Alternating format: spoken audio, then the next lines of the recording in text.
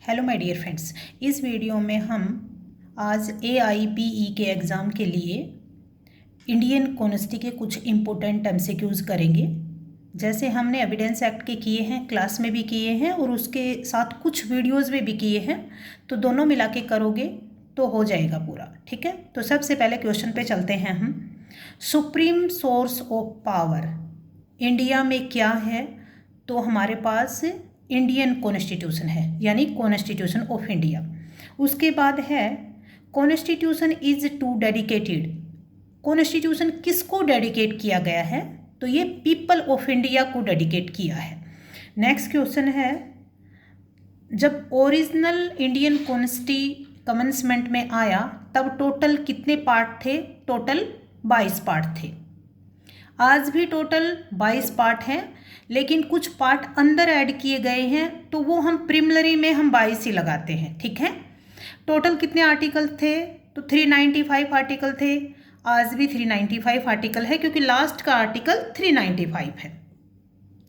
उसके बाद जब ओरिजिनल आया तो उस टाइम हमारे पास टोटल कितने शेड्यूल थे? 8 शेड्यूल थे, यानी 8 शेड्यूल थे। आज कितने हैं? 12 शेड्यूल हैं।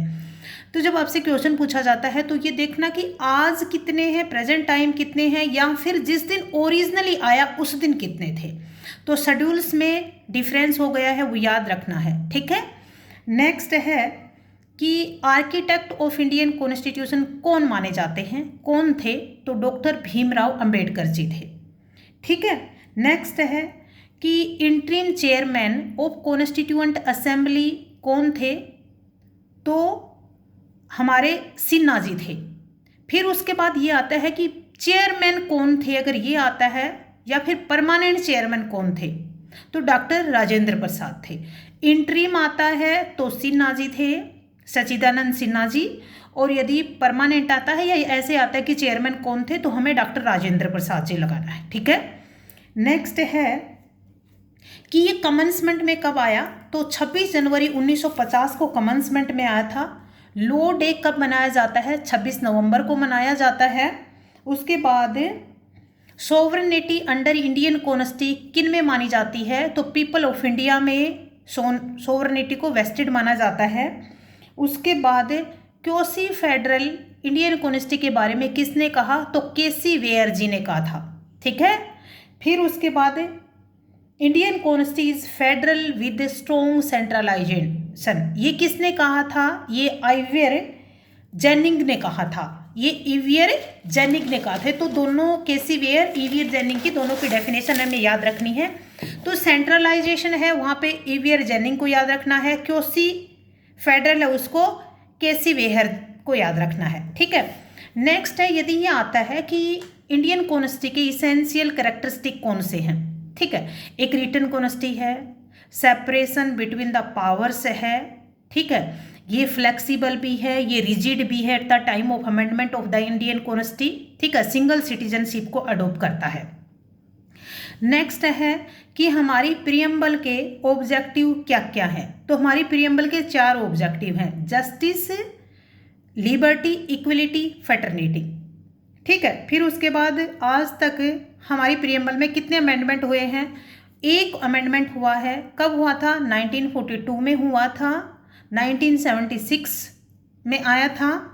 ठीक है, और इसमें सोशलिस्ट और सेकुलर वर्ड को ऐड किया गया था।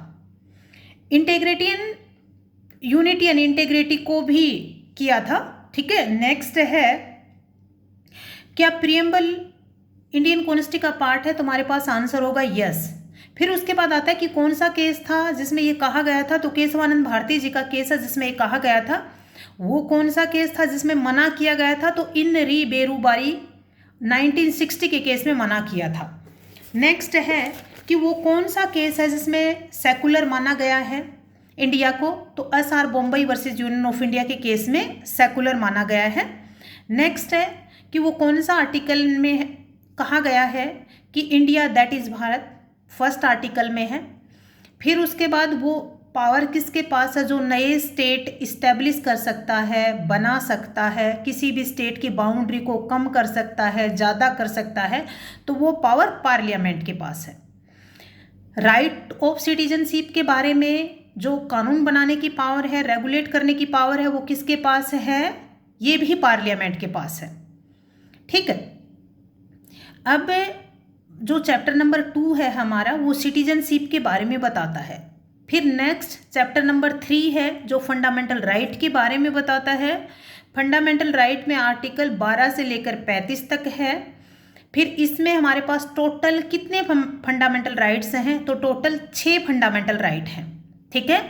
उसके बाद इसमें हमें अगर याद करने के लिए इम्पोर्टेंट कहें तो स्टेट की डेफिनेशन 12 में दी गई है। सेक्शन 13 ये बात कहता है कि कोई भी ऐसी कानून नहीं लागू रहेगी या फिर ऐसी कोई कानून नहीं बनाई जाएगी जो फंडामेंटल राइट को कम करती हो, यानी अबरेज करती हो या फिर उसके इनकंसिस्टेंट हो। और यदि पहले बनाई गई है तो आज वॉइड होगी और आगे बनाई जाएगी तो वो वॉइड रहेगी। ठीक है, नहीं बनाई जा सकती, इटसेल्फ वॉइड हो जाएगी। अब आर्टिकल 13 आर्टिकल का क्लोज 3 है, वो जो लॉ इंक्लूड्स क्या क्या है, तो उसमें 8 वर्ड इंक्लूड है। ठीक है, लॉ इंक्लूड्स कहाँ दिया गया है? आर्टिकल 13 के क्लोज 3 में दिया गया है।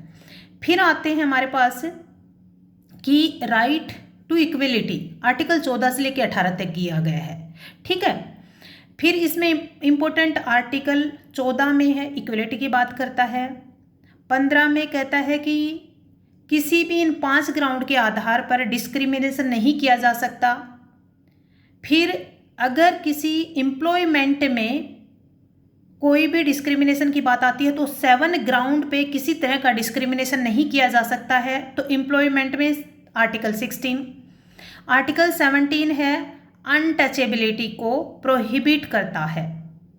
फिर उसके बाद आर्टिकल 20, आर्टिकल 19 में हमारे पास 6 तरह की फ्रीडम्स हैं। आर्टिकल 19 में भी 6 तरह की फ्रीडम है।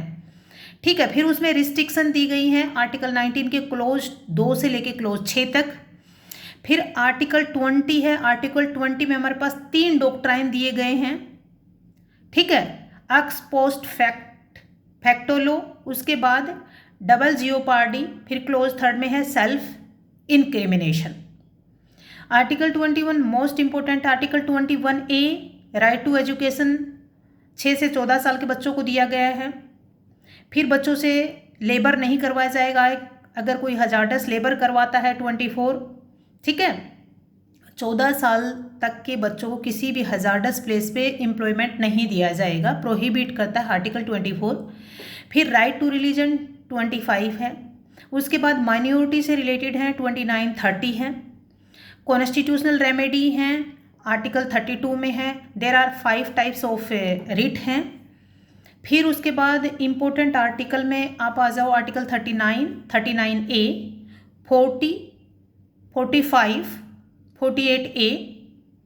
और फिर उसके बाद फंडामेंटल ड्यूटीज़ में आ जाओ। तो फंडामेंटल ड्यूटीज़ में हमारे पास 4A पार्ट है, वो अमेंडमेंट से ऐड किया गया है, सवर्ण सिंह कमेटी के रिकमेंडेशन पे किया गया है। टोटल आज के दिन 11 फंडामेंटल ड्यूटीज़ हैं। जो लास्ट वाली ड्यूटी है वो पेरेंट्स को ये बाइंड करती है कि अपने बच्चों को एजुकेट करें। ठीक है। बाय, जय हिंद, जय भारत।